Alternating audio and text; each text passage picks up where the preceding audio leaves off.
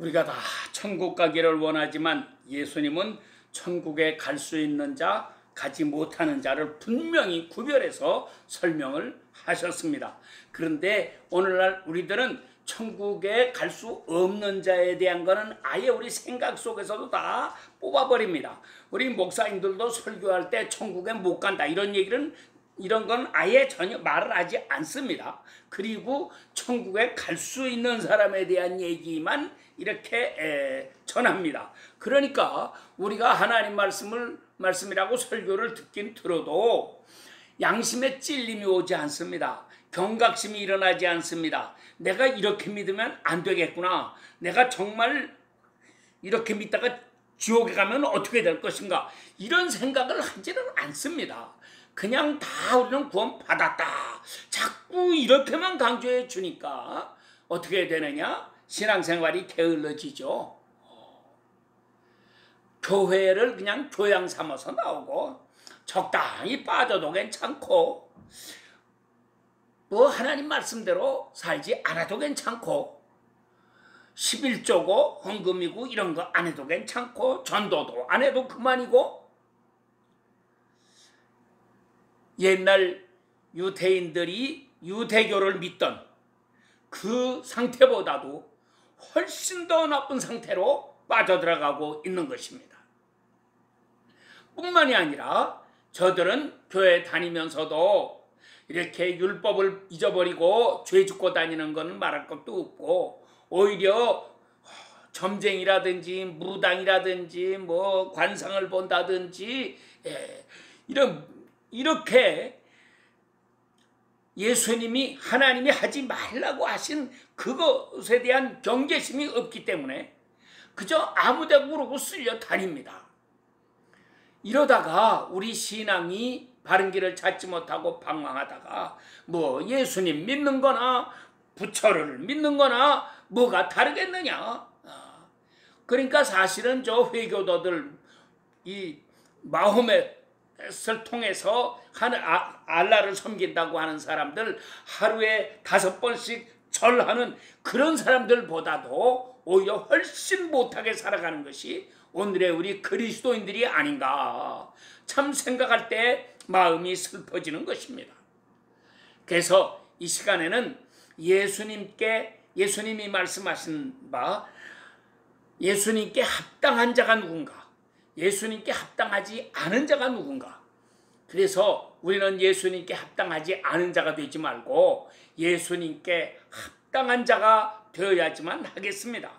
물론 예수님이 제자들을 향해서 이 말씀을 하셨습니다. 누구든지 나를 따라오려거든 이렇게 해야 된다.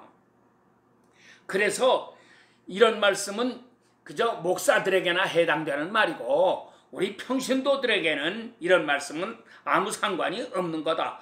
혹시 이렇게 생각하는 사람들이 있을지 몰라요. 그러나 예수님께서 말씀하신 대로 이런 사람이 나에게 합당하다라고 말씀하실 때에는 그렇게 되지 않은 사람은 합당하지 않은 사람이란 말이죠. 또 누구든지 나를 따라오려거든 이렇게 해야 된다라고 말씀하셨으면 그렇게 하지 않는 사람은 예수님을 따르지 않는 사람이라는 뜻이 아니겠습니까? 그래서 우리가 자기 자신을 살펴봐야 돼요. 내가 과연 예수님을 따르는 사람인가? 예수님을 따르는 사람이 아니면 예수님의 제자가 아닙니다. 예수님을 따르는 사람이 아니면 우리는 예수님 믿는 사람 물론 아닙니다.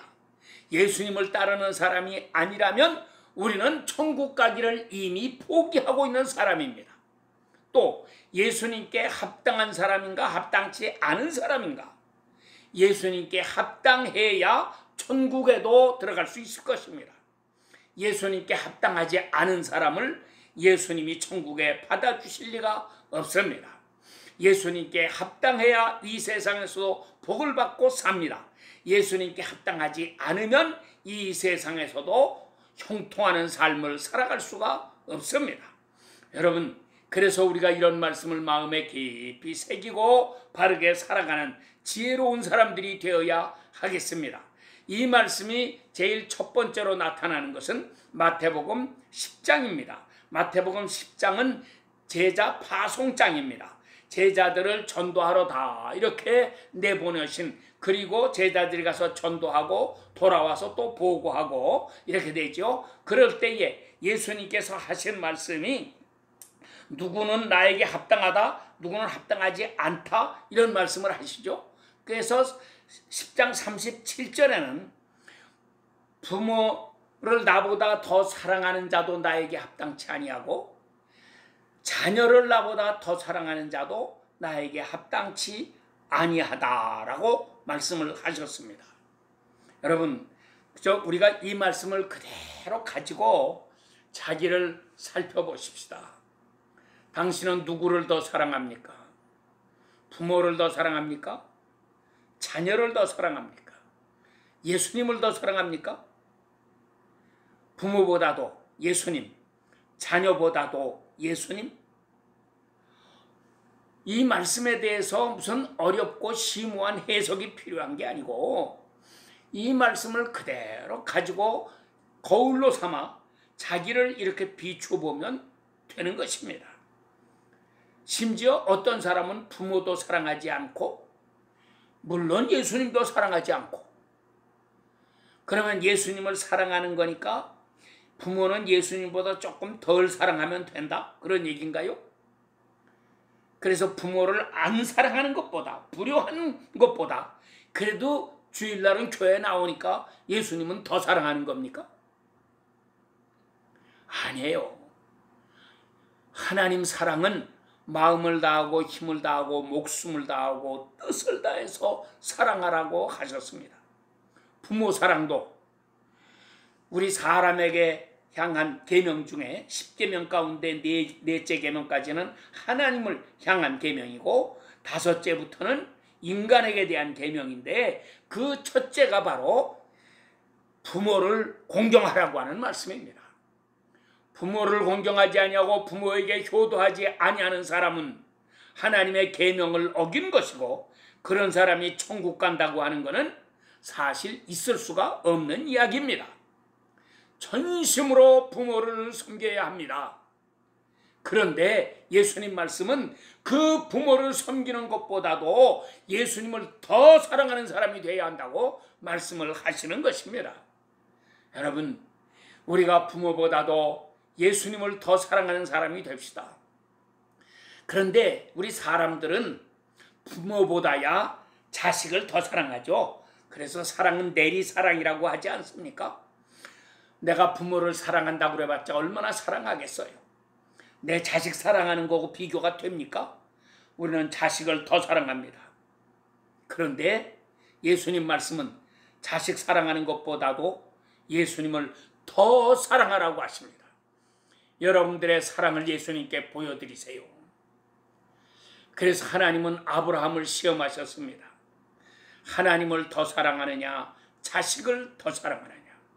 100살에 낳은 자식, 하나님의 약속을 받고 낳은 자식.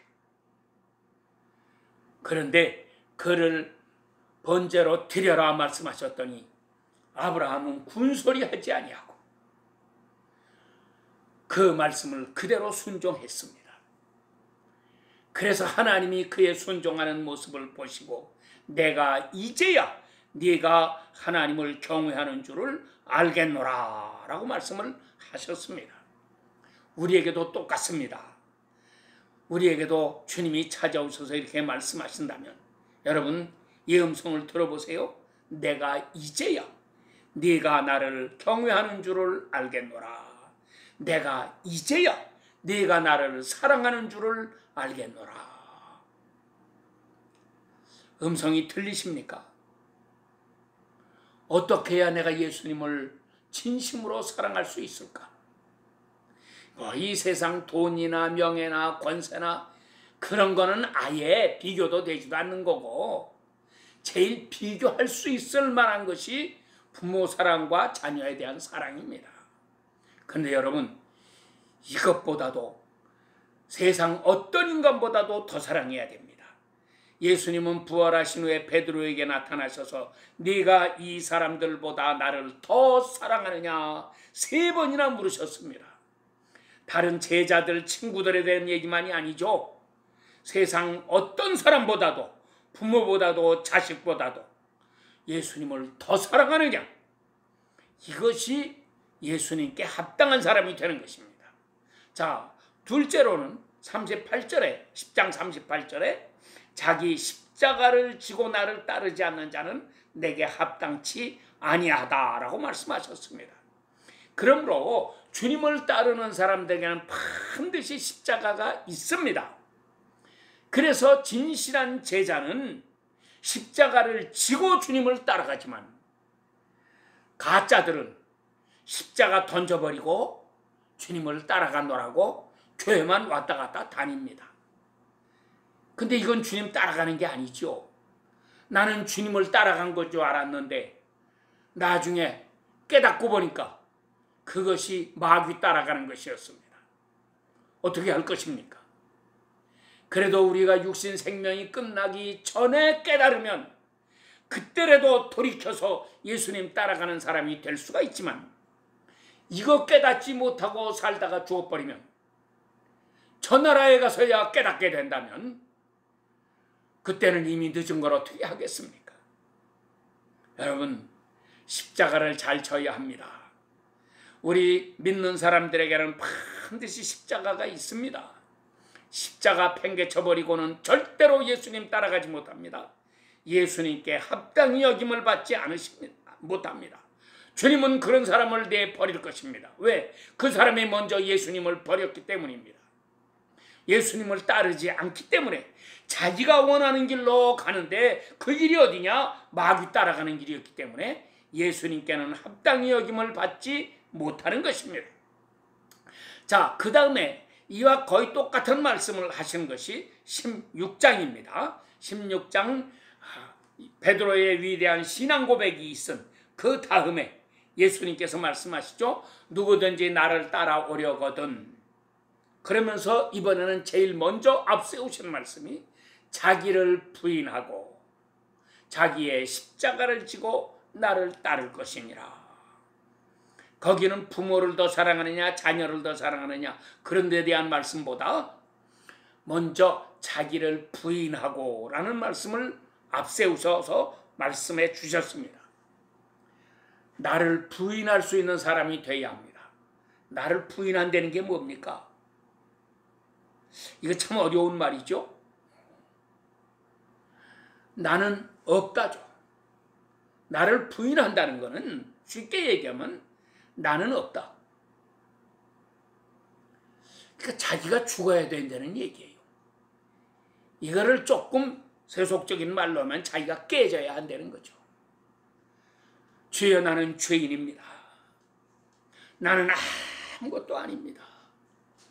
주님 앞에 겸손하게 무릎을 꿇을 수 있는 사람이 되어야 합니다. 그래서 베드로 주여 나는 죄인이로소이다 고백했고, 바울도 나는 죄인 중에 괴수로다 라고 탄식을 했습니다. 자기가 깨져야 됩니다. 그런데 마지막 때 세상은 어떻게 가르칩니까? 예수님의 말씀과는 반대로 가르칩니다. 자꾸 우리의 길을 북돋아 줍니다. 너 잘났다, 너 잘났다, 훌륭하다 말합니다. 천도교의 교리는 인내천 사상입니다. 사람이 곧 하늘이다 그 말입니다. 이 불교라든지 뭐 유교라든지 다 비슷합니다. 사람이 곧 하늘이다. 내가 하늘이다. 내가 중심이다. 그래서 우리들 인간을 자꾸 띄워줍니다. 그러니까 사람들이 이거를 좋아하죠. 소위 적극적 사고방식이라고 하는 것이 교회 안에 침투해 들어왔습니다. 내가 최고다 그 말이죠. 내가 생각하고 내가 소원하는 건 다 이루어진다. 내 속에 신적인 능력이 있어서 내가 하는 거 다 이루어진다. 부정적으로 생각하지 말고 소극적으로 생각하지 말고 적극적으로 생각해라. 그래서 소원을 품고 행하면 반드시 이루어진다. 그런데 예수님은 그게 바로 사탄이라고 말씀하십니다. 여러분 속지 마세요. 하나님 앞에 자기를 낮춰야 합니다. 겸손이 뭡니까? 사람 앞에서 겸손한 척하는 것, 이거 겸손 아닙니다. 겸손은 하나님 앞에서 자기가 아무것도 아니라고 하는 것을 깨닫고 주님 앞에 무릎을 꿇는 것이 겸손입니다. 주님 나를 도와주셔야 합니다. 주님이 해주셔야겠습니다. 주님 나를 불쌍히 여겨주시옵소서. 주여 나를 살려주시옵소서. 나는 아무것도 모릅니다. 주여 인도해 주시옵소서. 크거나 작거나 범사에 주님만 의지하고 나아가는 사람, 이 사람이 주님이 보실 때 합당한 사람이죠. 주님을 따라갈 수 있는 사람이 됩니다. 그러니까 이런 사람들에게 십자가가 있는데, 이 십자가도 내가 지는 십자가라면은 무거워서 우리는 감당할 수가 없어요. 그런데 주님이 함께 하시면 내 짐을 대신 져주신 주님, 내 죄를 대신 져주신 그 주님이, 심지어 나의 죽음을 대신 죽어주신 주님이 나의 무거운 짐도 대신 다 져주시지 않습니까? 그래서 우리는 아무리 무거운 짐이 지워져도 이것을 주님께 맡기고 살아가는 지혜로운 사람이 되는 것입니다. 작년에 아프리카 남아공에 갔다가 그 위에 있는 보츠와나라고 하는 나라에 갔습니다. 거기에 가봤더니 아프리카 선교의 아버지라고 하는 리빙스톤의 묘지가 있고 그분 기념관이 있는 곳을 가볼 수가 있었습니다. 리빙스톤이 아프리카로 선교하러 갈 때에 하나님 앞에 3가지를 기도했다고 했습니다. 하나님이여, 나를 어느 곳이든지 보내주시옵소서. 그런데 주님이 나와 함께해 주시옵소서. 우리는 좋은 곳만 찾아가기 원하고 편한 곳 찾아가기 원하는데 리빙스톤은 그렇게 하지 않았습니다. 아무 데고 보내주세요. 단 주님이 나와 함께 해주셔야 됩니다. 둘째 기도, 주님 나에게 무거운 짐을 지워주시옵소서. 그런데 나에게 튼튼한 어깨를 주시옵소서. 그 짐을 감당할 수 있는 능력을 주시옵소서. 셋째 기도는, 주여 나에게는 많은 줄이 얽매여 있습니다. 이 줄을 다 끊어주시옵소서. 세상에 속한 모든 줄 다 끊어주시고 오직 하나, 주님과 나와 맺어진 줄은 더 튼튼해지게 하시옵소서. 그분의 기도는 정말 우리에게 큰 영감을 주고 감동을 줍니다. 얼마나 멋진 기도입니까? 이분은 이 기도를 하면서 정말 그때는 얼마나 열악했겠습니까? 이 아프리카라는 나라, 백인은 하나도 없고 전부 흑인들 사는 나라, 문화적으로도 너무너무